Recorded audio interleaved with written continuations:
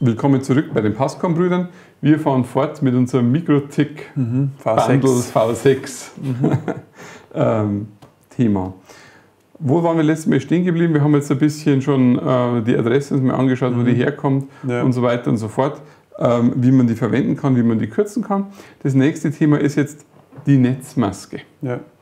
Die Netzmaske ist im Prinzip genauso wie bei IPv4, bloß dass Schreibweisen jetzt verboten, die Notation jetzt nur mehr so ist, dass ich halt hinten Slash und dann die Bits, die ich zuschieben kann.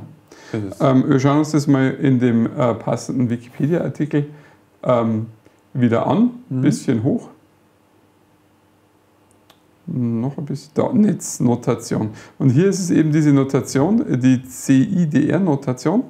Und hier sehe ich eben, dass ich zuerst die Adresse habe, dann die besprochenen Kürzungen und dann hinten zum Beispiel /48. So darf ich das angeben und so war das ja auch in der V4-Welt. Ja. In der V4-Welt. Absolut. Jetzt holen wir uns das vielleicht ist es nicht jedem geläufig. Bei der V4-Welt kann ich natürlich auch schreiben 255.255.255.0 für ein C-Klasse-Netz. Ja. Ich könnte jetzt bei der IPv6-Welt auf die Idee kommen, FFFF.FFF, würde sicherlich irgendwie wenn ich gerne die F-Taste benutze, könnte man das machen, aber man hat gesagt, man spart sich das, weil diese Schreibweise ist kurz und bündig, sagt alles aus, ist schnell eingegeben. Warum soll ich mir das antun und das ausschreiben? Ja, holen wir es uns nochmal, weil es vielleicht nicht jedem geläufig ist, nochmal bei der V4 in Erinnerung, wie war das da? Da ist es so, ich habe 4 Blöcke, a 8 Bit. Ja. Das heißt, in 8 Bit kann ich 256, also mit der 0, 255 Dinge darstellen. Ja. Und dann gehe ich einfach her und sage, der erste Block hat 8 Bit, der zweite Block hat 8 Bit, der dritte Block hat 8 Bit, der vierte Block hat 8 Bit. Das heißt, ich habe meine 32 Bit an der Stelle und dann schiebe ich das einfach zu, indem ich es mit Einsen auffülle. So ist es.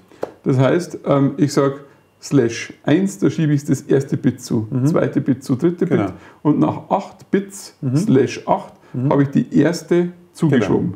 Ist korrespondiert mit 255.0.0.0 in der IPv4-Welt. Richtig, ja. Das heißt, /24 wäre mein typisches fürs Heimnetz 255. Habe ich quasi 256 Stellen frei und /32 definiert dann die ganze IP-Adresse. Genau. Jetzt schauen wir uns mal an, was ist der Unterschied zur IPv6-Welt. Der ist gar nicht groß an der Stelle. Das heißt, wir haben die längere Adresse. Und die längere Adresse kann ich halt nur durch mehr Bits darstellen. Richtig. Ich habe nicht die 32 Bit, die ich brauche, sondern ich habe 128 Bit, um so eine Zahl schreiben zu können. So ist es.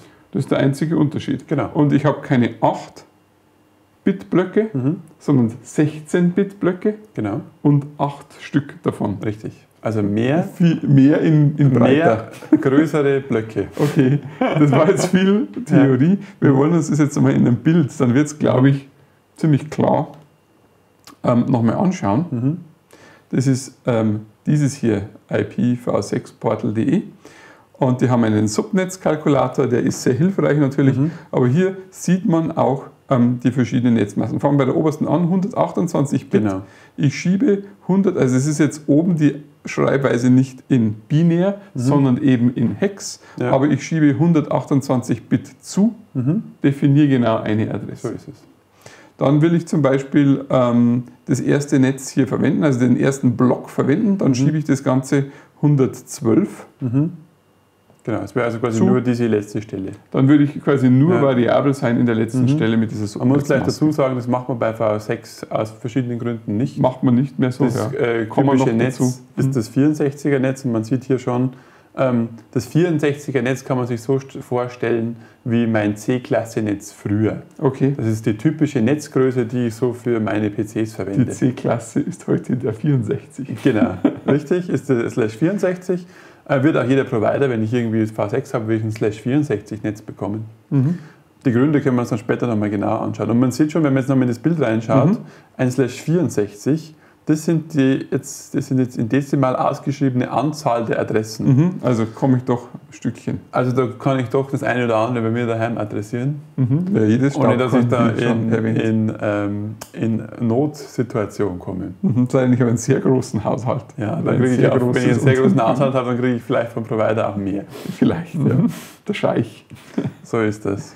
Okay, dann, weil du gerade gesagt hast, was sind übliche Netzgrenzen? Wir hatten ja früher ABC-Klasse-Netze, konnten das nochmal aufteilen, kann man hier auch alles. Ganz fies ist, hier kann man natürlich jetzt, wenn ich da oben diese Hex habe, kann ich natürlich die Hexzahl auch nochmal aufteilen, da ja binär quasi 4 Binärteile eine Hexzahl darstellen. So ist es. Wunderbar zergliederbar. Wir beschränken uns das aber darauf, wirklich das zu gliedern in ganze Blöcke und schieben es halt immer um 16-Bit auf oder zu. So jetzt schauen wir uns mal an, was hier üblich ist. Bitte, wenn du nochmal zurückgehst auf den Wikipedia-Artikel, haben wir ja die von dir erwähnte Aufteilung ein bisschen weiter unten, da nochmal schön dargestellt. Genau. Also das ist so ein ganz typisches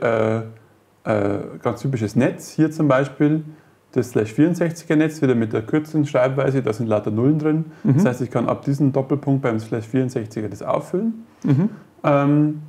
Dann erzeugt das Interface, das können wir uns dann später nochmal anschauen, warum das tut, eine eigene IP-Adresse, die eben wunderbar in das /64er-Segment reinpasst. Und hängt die dann quasi da hinten an. Das ist dann die komplette IP-Adresse jetzt von dem Rechner. Das setzt sich zusammen, das ist das, was die Definition ist, laut RFC, was der Provider verwenden darf.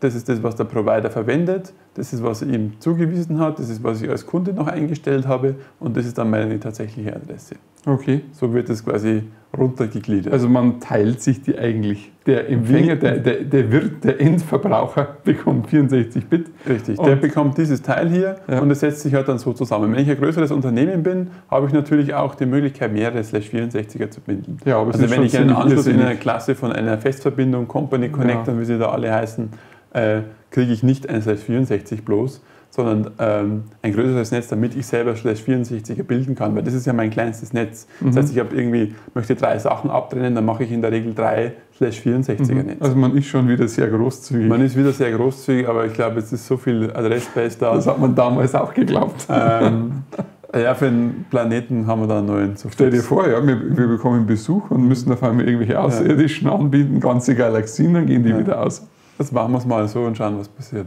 Ja, ich glaube auch, dass ein ganz guter Ansatz ist soweit.